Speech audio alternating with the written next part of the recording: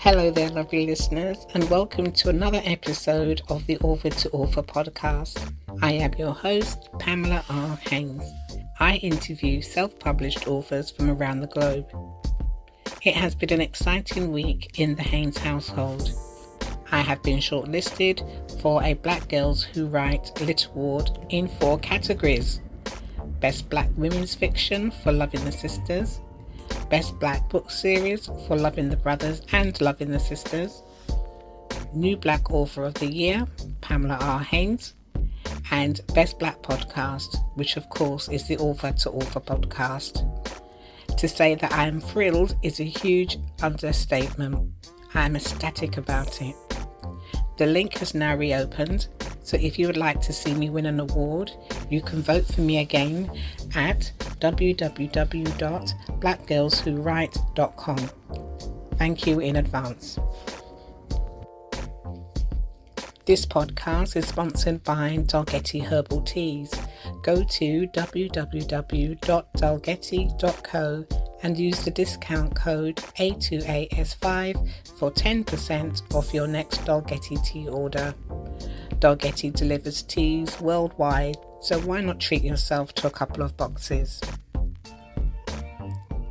In today's episode, we are in the land of wood and water, Jamaica, home to the great Robert Nesta Marley, Marcia Griffiths, Beres Hammond, and my guest, teacher and author Roger Panton. Let's jump into his interview now. See you on the other side.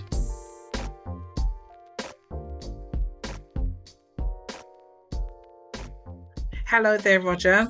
Nice to meet you. How are you doing today? I am very well, thank you. I've been looking forward to this. Okay, that's excellent. Where in the world are you? And in terms of your heritage, where are you from? Right. I'm in Jamaica, and I'm from Jamaica, Portland. And whereabouts is Portland? Is that north, south, east, or west? Now, it's on the northeast point of Jamaica. We are sparsely populated, very mountainous part of the island. You will only come to Portland if you have business in Portland. You're not going to go through us to go to anywhere else. Very peaceful, and the second lowest in terms of population as well. Okay. And in terms of your heritage, is that where you originally are from? Yes, my mother was born in Costa Rica of Jamaican parents. She came to Jamaica as a teenager, and my father Jamaican, and I was born in Jamaica. I lived quite a while in London. Yes, I mean, from what I've gathered, is that when did you travel to the United Kingdom? 1959, October 1959. I didn't finish high school. And when I got there to continue my studies, a careers officer told my father, "Sir, Mr. Panton, your son is no longer of compulsory school age.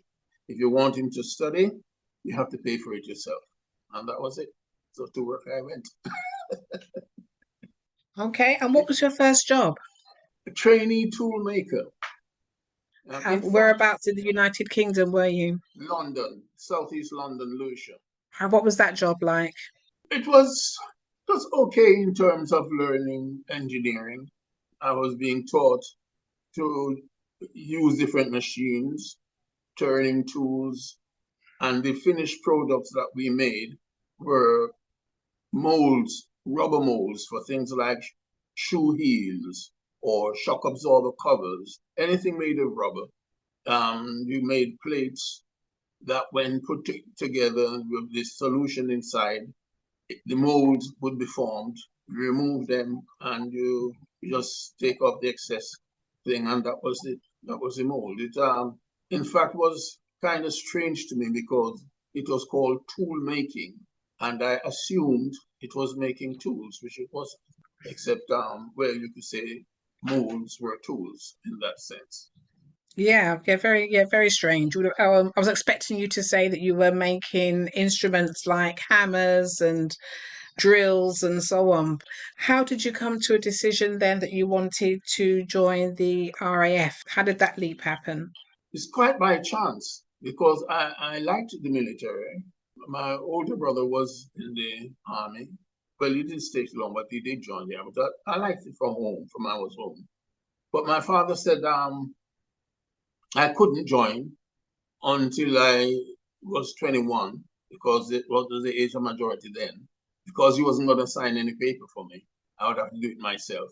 Just before that happened, I met an ex-army man who basically told me that he thought the army would be too rough for me and I should try the RAF. So how old were you when you joined the RAF? 21. Okay, and where were you based? My first place was Cardington in Lincolnshire. That was the training ground. And then from then I went to Northwest England, Lancashire, where the driving school was because I said I wanted to be a driver. That's where I went. And therefore, when I was there, the driving school moved to St. Athan in South Wales. And I went down there. And from there, I was assigned to my first base, which was in Cardington, Bedfordshire. I think I should explain that all I'm saying here now, all of this bit, is included in my memoir, which is called Quite, A Story of a Life Lived. So I think it would be wrong of me not to say that.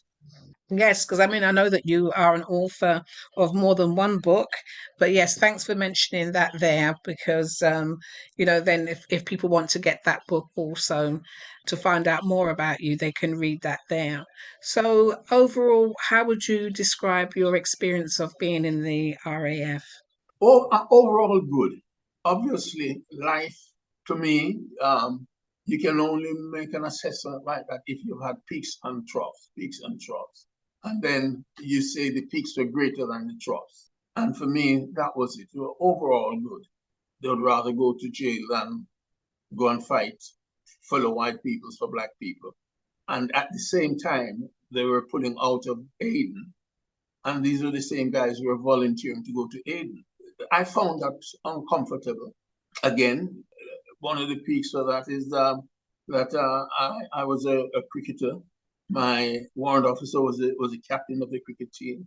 And he told me, I'm not going anywhere because I'm going to stay and play cricket. Okay, okay. We're going to get onto cricket in a minute. How long did you serve altogether and why did you leave? 9 years. I served 9 years and I left because I came to the end of the term I signed up for. I signed up for 5 years initially, but to get a decent posting overseas, you had to do more than 5 years. Otherwise, you just get sent to the desert for 1 year. So I did. I signed up for 9 years and I got to Cyprus for about 5 years, for 3 years, sorry. Spent 3 years in Cyprus. So I came to the end of the time. And also, being a driver, it gave me what I wanted. I wanted independence where I do what I wanted. I didn't have somebody over me telling me what I wanted. If I got an assignment, I was my own boss. I was a corporal by then, now I was a driving instructor. I was a crane operator. I drove articulated vehicles, lorries, and so. So I did everything. I didn't really need that, and I didn't see myself being a driver all the time. And at the same time, I was doing several correspondence courses while I was in the RAF. One of them was a journalism course, and I thought, well, the only way to move on is to get out and further that. Fantastic. Then you joined the civil service. What department were you working in? Department of Employment, And when did you retire? 1996. And has it always been an ambition of yours to return to Jamaica? No, I never thought much about it because I was married then and I had two sons. My wife was from Montserrat. All my friends, because if you can imagine leaving here at 16, all my friends were basically in the UK or the States or Canada. I'm talking about my high school friends and so forth. I never thought of coming back here. with my wife being from Montreal, I have been to Montreal. She has been to Jamaica. We never thought anything about retiring in the Caribbean because our friends and our children were in the UK. And even in fact, my retirement here is a fluke because I'm a golfer. I used to play a lot of golf. And I went to Spain in 2013. And I used to spend about 8 months in Spain and 4 months in the UK. Though those 4 months I was spending in the UK or the US. And in 2017, I couldn't get the sort of rental property I wanted. And I just said, oh, well, let me go down to Jamaica. I go home. Because where I am is where I was brought up. My parents had retired home and everything was there. So I came home just before I was to return. A teacher told me that, look, the Jamaican government is want to introduce Spanish into the school curriculum. We haven't got enough Spanish teachers, even though we have some free ones from Cuba. Would you help me drop some lessons? I did. Then she asked if I would do a little teaching before I left. Well, I came here in July 2017 and I haven't left. Oh wow. Oh wow. Yeah, so I get the point how you just accidentally, ended up in Jamaica and accidentally then ended up teaching your pupils. Do they enjoy learning Spanish? Oh, very, very much so. We've had quite a lot of challenges. For example, there was COVID, and when I stopped going into the schools, because I used to teach at 3 schools, primary schools. When I stopped going into the schools, we then had telecommunication problem, Wi-Fi problems. Jamaica, Portland is not the best of places because of the mountain behind us and the signals. And teaching online from home has been a bit of a challenge for the schools because of that. Yes, I mean, I would say quite a few schools, even here in the UK, had problems with Wi-Fi, laptops, making sure that every child had one indoors. Some people weren't always set up to, not everyone has an office they can go to, to have a good learning environment. So yes, it wasn't without its struggles. Are you enjoying what you're doing now? I am very much so because I fill my time in with writing. I've written 5 books and I'm on my 6th at the moment. And I used from UK. I used to do a lot of gardening. I love gardening, and I'm doing the same here. And I'm a DIY person as well, which I suppose is a godsend to us all. When I say us, I'm talking about my siblings, because being here, the place doesn't fall into disrepair probably as fast as it might have done otherwise because I'm here. The others come and go. So it's been good. Absolutely. It's wonderful to hear. Thank you so much for sending me 2 copies of your last title. And this book is called Martha Atkinson. She endured her trials because nursing was her destiny. But let's go back to your very first book. If you can tell us what that was called and what that book was about. It's called Mr. Alexander. The story of Mr. Alexander is about a family man in the UK.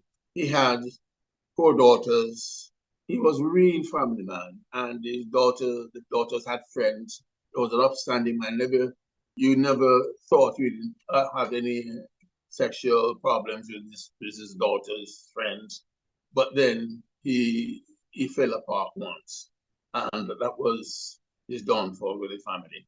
But the story is basically about a man trying to maintain a form of masculine power in a house with 5 powerful women, his 4 daughters and his wife, and his struggles in coping with that. The strange thing about it is that it started as a short story. I was in the RAF. I wrote it when I was in the RAF. I was stationed at the Nottingham recruiting office because my last 2 years I worked as a recruiting officer in the Nottingham RAF recruiting office. It was there that I started writing Mr. Alexander.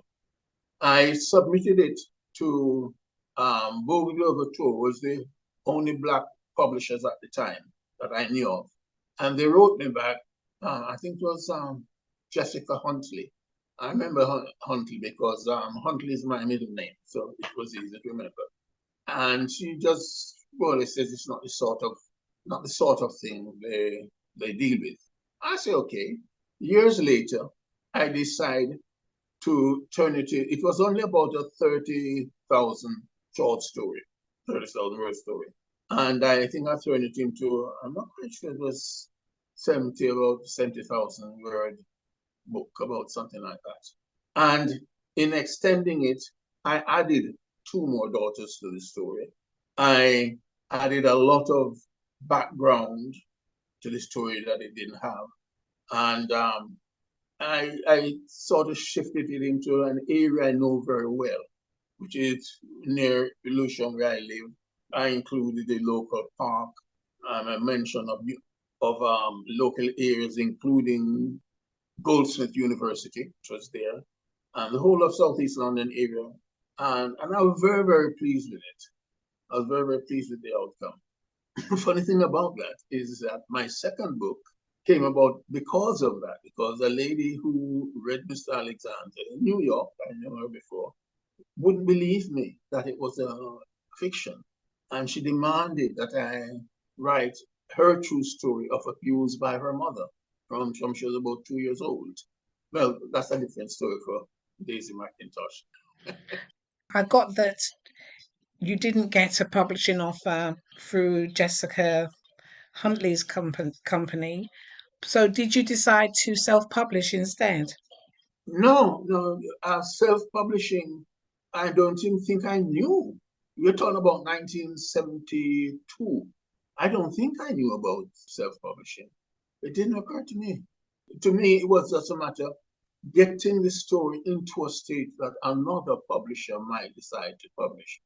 And that's why, in fact, the first publication of Mr. Alexander was not self-publishing, but they were, I wouldn't recommend them.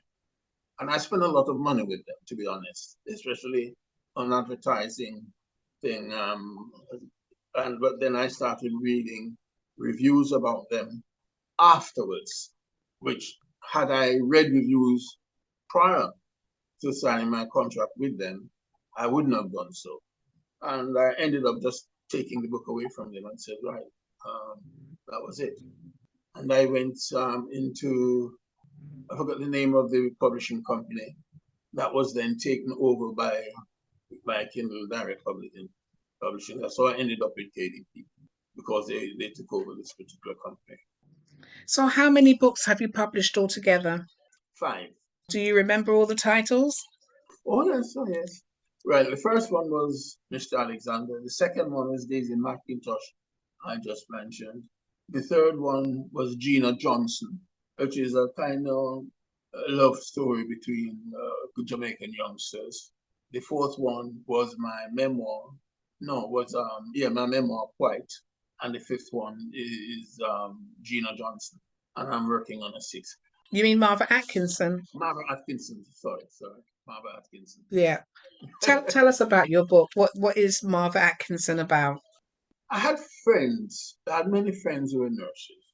And I noticed in the 90s and the 80s, things started to change in the nursing profession, not just nursing profession, but in the post office and British Telecom, because I had people working in these areas, and I used to listen to them. That's one of the things as a writer, as you know, you listen. And sometimes you hear things other people don't hear, you see things other people don't see.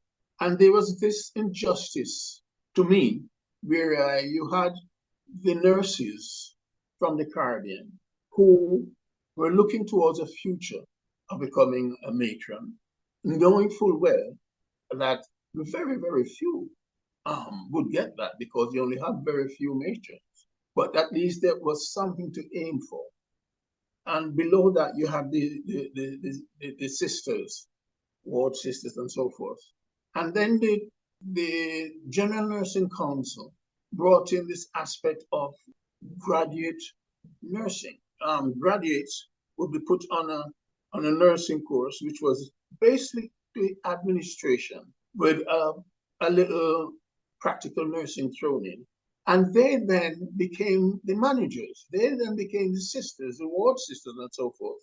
The white nurses who before became sisters and matrons through their experience, knowledge over the years, and seniority. These black nurses were reaching the same stage to get that sort of thing. The door suddenly closed on them. And I thought to myself, I'm going to write about this sometime. One day I'm going to write about it because I thought it was unjust. And I just parked it. And when thinking of writing my next book, I just thought, yeah, why don't you write that? And of course, I did a bit of research and I spoke to a few nurses. I know I got in touch with the Nursing Times online and read the articles about the discussions in Parliament and how they decided that it was a thing to do to bring the nurses. And they justified it by saying that you're moving into computer age, management now has to move on, and they can't just rely on the experience alone, and the associated management programs that they used to run. And that led to the story. Now, I am not a historian. One could approach it differently from a historical point of view. I remember in the about 1970, 71, 72, I met a Ghanaian writer called G.K. Ose. He wrote about African history, and he was very passionate about it. He says that we have to write our story. We have to write our story. We can't let the European write the story for us. And that's why I did it. But I decided I couldn't write it. For one, the sort of research that was going to be necessary to write it from a just historical point of view was too much for me. So I used that as a backdrop and write a story about a person coming into the system and being affected by the system while they got on with their life, and how the system of change affected them while they got on with their life. And that's how the story came about. Yes, so it tells a story of a young woman who leaves her child behind and comes to the UK to study nursing and become a nurse. Are you able to read a couple of paragraphs from the book for us at this time? Sure, sure. I think the beginning. Yeah, the beginning would be good. Okay. It was late evening when Janet Carter watched with admiration as his nurse exited the taxi and headed towards her house. The little girl who was waiting for her dashed to open the gate. The nurse had her handbag in one hand and her nursing case in the other. Even though it was at the end of her working day, she walked gently towards the house, making sure not to disturb the dirt on the sidewalk and soil her shoes. The adults passing by nodded respectfully to the middle-aged nurse in her white cap, crisp white uniform, and shiny white shoes. Whatever her personal circumstances, being a nurse brought her admiration and respect from others. That's the life of my Marva, thought Janet. She watched as the nurse disappeared inside the house. Janet smiled, then continued her walk towards her own house further up the road. She was looking forward to her daughter's return in a few short years. The wait will be worth it, she thought. The scene was bittersweet for Janet, however, as she lamented that there wasn't a similar profession without academic qualification available to her son, Walter, whom she felt was so deserving. She remembered voicing the same idea to the photographer who took Marva's passport picture. He told her that the army provided such opportunities. It's not all about guns and fighting, he assured her. Janet listened and conceded that that might well be so. Walter putting himself in danger in a far-off land was the last thing she wanted to think about. No, she told herself.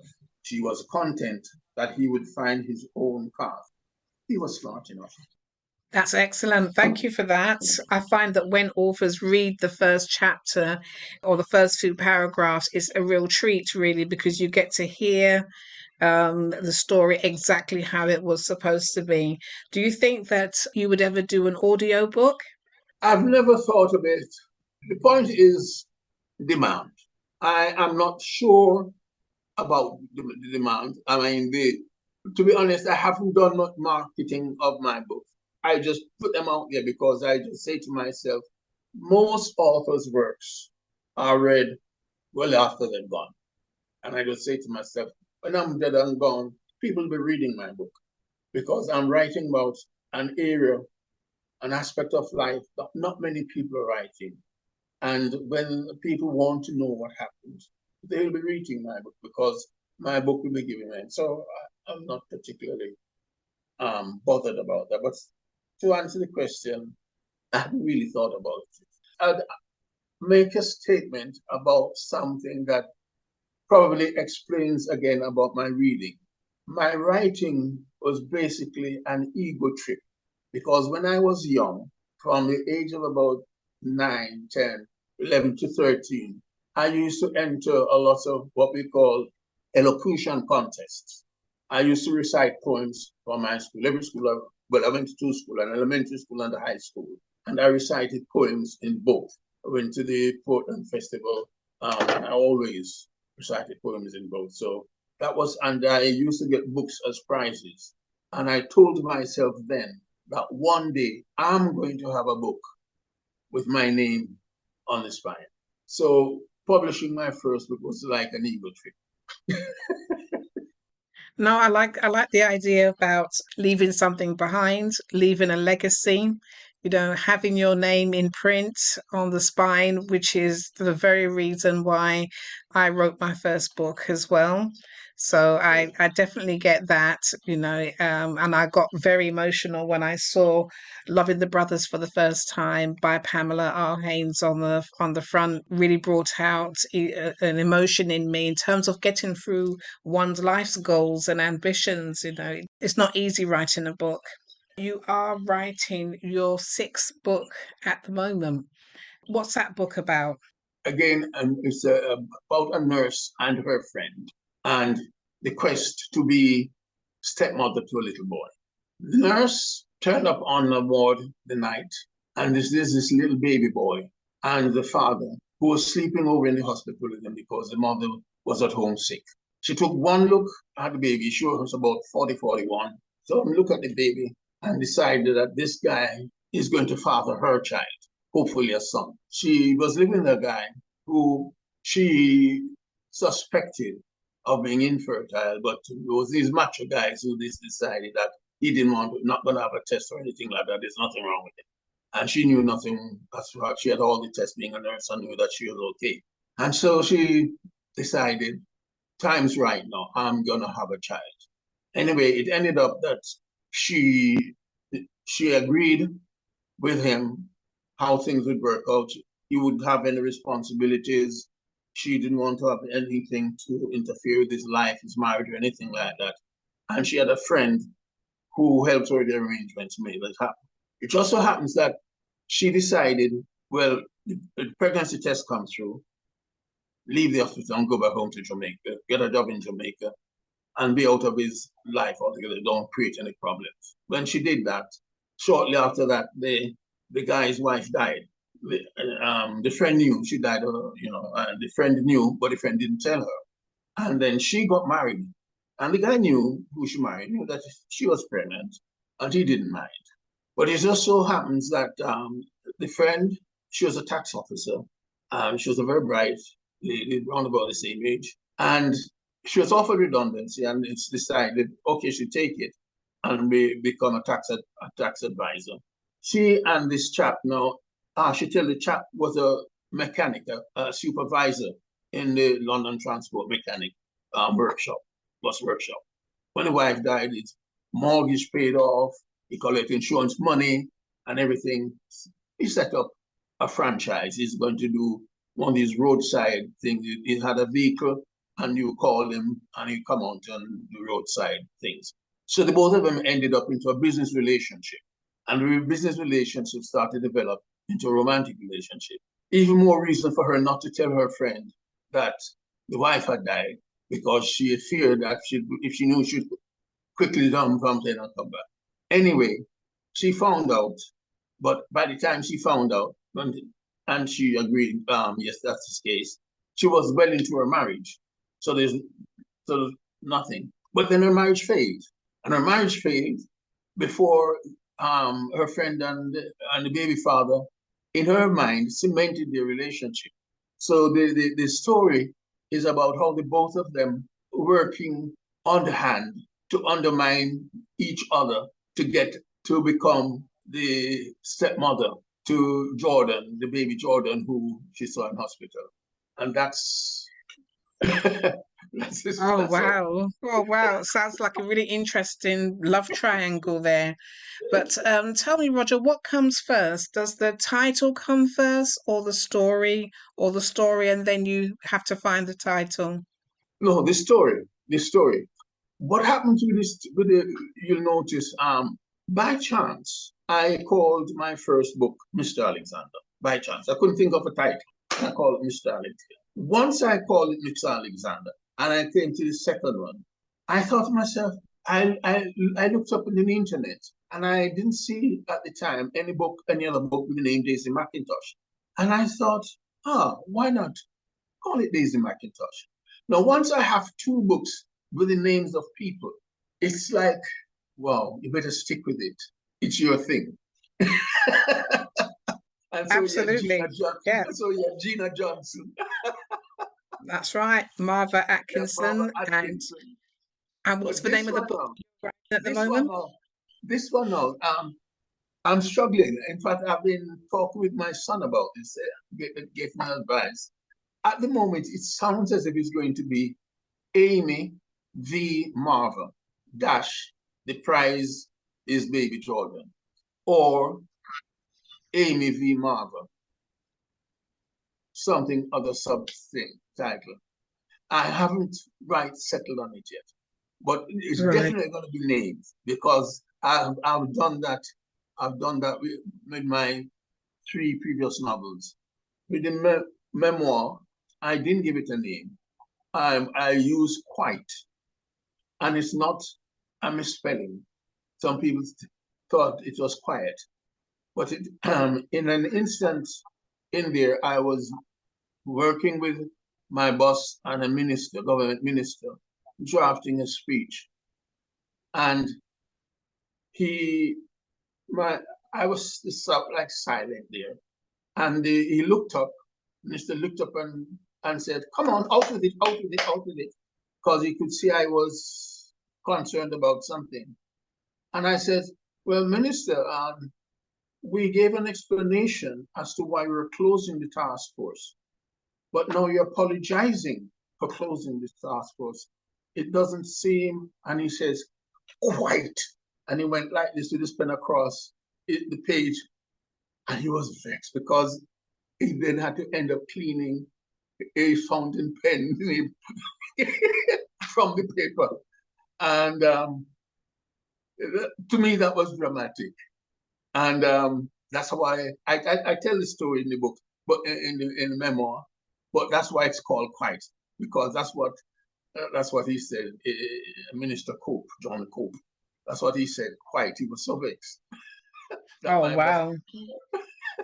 In between teaching and doing all that you do, when do you find time to write? Are you a night owl, or would you Yes. describe yourself as an early bird? Are you one of these people who wake up at 5 in the morning and start writing? Well, no, not 5 in the morning. That's when I'm more likely to be finishing. When I was in the RAF, I was not a drinker. I was not a drinker. So, but in the forces, we as troopers tend to drink a bit. And I used to wait for the guys to go to the NAFI, the bar. And when they come back at, say, 11 o'clock midnight, I would then get up and do my correspondence studies till about 3, 4 o'clock in the morning, and then go back to sleep for about 3 hours or so. I do the same thing with my writing. I do the same thing in my writing. I will sometimes sleep, go to bed early, or sometimes I would sleep in the afternoon and I watch television. Sometimes I would doze off, or I'll just fall asleep watching television instead of watching me. And then come midnight, I start to write, and I could write to 3, 4 o'clock and then go to bed. It's just become a norm. I don't have a regular sleeping pattern because of that. But I find writing at that time of night, there are no distractions except the crickets and things like that. It just tends to flow, just tends to flow. I get so accustomed to it. All right, wonderful. In terms of new writers and emerging writers, or people who would love to write, what is your top advice that you would give to somebody who wanted to write a book? Simply write. And I tell you why. I belong to few writing groups, and I'm amazed of the wealth of knowledge that these people have. Sometimes I wished I'd read some of these things before I started writing. But there's because I come from it from a journalistic point of view, and a lot of these people are come from it from a creative writing point of view. My thing would be just write and pay attention. Pay attention, listen, see things. Don't just see a tree. See the branches, see the fruits, see the wasp nests. Listen, hear people talking together over there, and the throwaway comment from people. These are things that you can call on to build around when you're writing stories. And you don't know it until the time you're doing it. And you think to yourself, oh, what a wonderful idea I come up with. And when you think about it more and more, you realize it's not so original, you know. I got this idea when I was in the line at the bank, um, and I heard these people quarreling about so and so.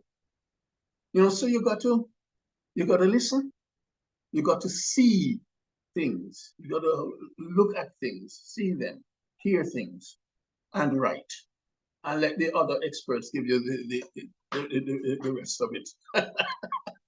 Yeah, absolutely. I mean, I often say to writers, think about, where you are, when things are happening, how things are happening. What did you see? What did you taste? What did you hear? Just be observant as to what's happening around you, because that's where you're likely to get most of your material. We are coming to the end of our interview, but I had to ask you, who is your favorite cricket team? In country, I have to be West Indies. At one time, I pretended when they were reeling the doldrums. I remember saying to a Ghanaian guy who was having a go at me at cricket. I said to him, I don't play cricket, mate. What made you think I play cricket? And he laughed. You're Caribbean. Don't tell me you don't play cricket. And I said, you're right. But I got to stand by them. I got to stand by them. Okay. Oh, well, they need all the support they can get. Are you a bowler or are you a batter? I was an all-rounder. I used to open the bowling, and I open the batting. Depending on the strength of the team, I would probably sometimes back down at 5 or 6 because I used to play cricket with some powerful West Indian cricketers, especially when I was in Cyprus. Um, and in those teams, I batted like 5 and 6. When I played for the station, I would open the bowling and open the batting. But it depends. I've played with some wonderful cricketers that come from Montserrat, Guyana, the Guyanese batsmen, and the batsmen from Sri Lanka, Sri Lanka and Guyana. Sri Lanka and Guyana, when I was in Cyprus, produced the best batsmen I've come across. Okay, thanks for that. That was a bit tongue in cheek. I knew you were going to pick the West Indies. Just had to.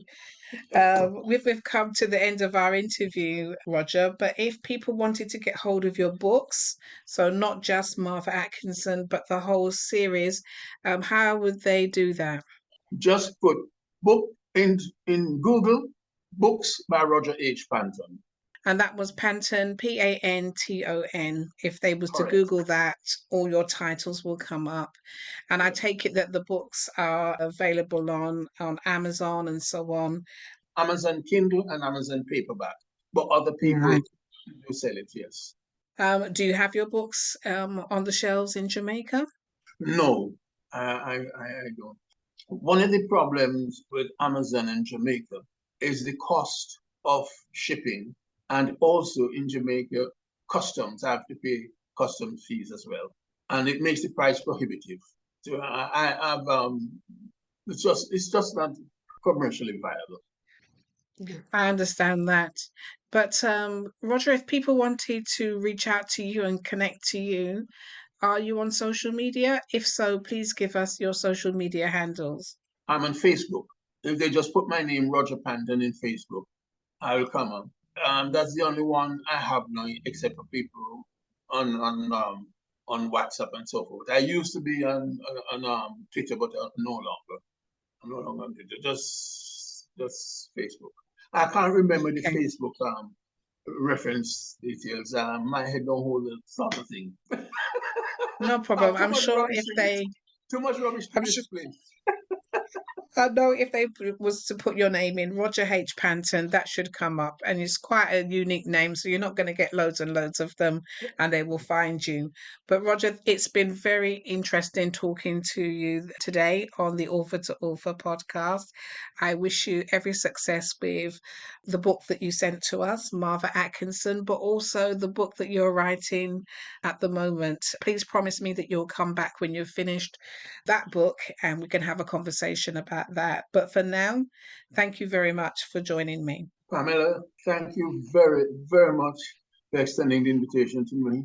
It's my first podcast, and I really do appreciate it. And all the best to you and for success with your books also.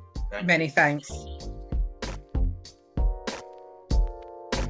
Isn't Roger a legend? On behalf of everybody at the Author to Author podcast, we wish Roger a happy 80th birthday. It is competition time now. To take part, answer the following question. Roger works as a teacher at a school in Jamaica. What subject does he teach? Is it A, French, B, Spanish, or C, German? Send me a direct message on Instagram or Facebook for your chance to win a copy of Roger's book, Martha Atkinson. Remember, you can catch up on all the episodes you may have missed from this season on 20 plus streaming platforms, including Podbean, Simplecast, Listen Notes, and Spotify. That's all for now, folks. Have an amazing week ahead, and we'll see you next time. Bye for now.